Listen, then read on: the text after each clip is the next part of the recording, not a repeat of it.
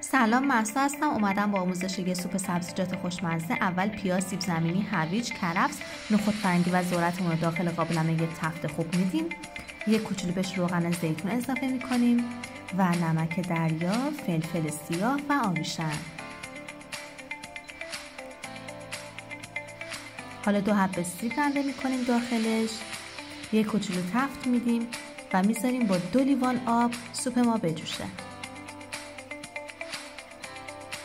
سوپمون که جوشید یه مقدار جوپرک بهش اضافه میکنیم تا هم خوشمزه‌اش کنه و هم یه لعاب جانانه به سوپمون بده. و حالا 2 مرتبه 2 لیوان دیگه آب بهش اضافه میکنیم.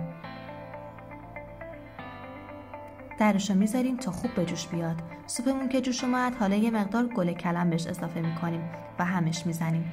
توی این مرحله وقتی که همه چی با هم پخت، وقتشه که با گوشتکوب برقی سوپمون رو کامل میکس کنیم. انقدری میکس میکنیم تا کاملا یه دست بشه. حالا که یه دست شد، یک کم بروکلی بهش اضافه میکنم و نصف لیوان شیر. دوست دارم که بروکلی توی سوپم خودشو نشون بده، نه اینکه میکس بشه. و یک کوچولوی دیگه هویجی که مونده. حالا بهش سوسیس اضافه میکنم و شما میتونید هیچی اضافه نکنین یا به جاش اگر که بخواین خوشمزه بشه یکم سینه مرغ بهش اضافه کنین. این دیگه بستگی به خودتون داره که چه میزان میخواید که رژیمی بشه. حالا قارچی که از قبل پختم و بهش اضافه میکنم، زیرشو کم میکنم، میذارم تا جا بیفته.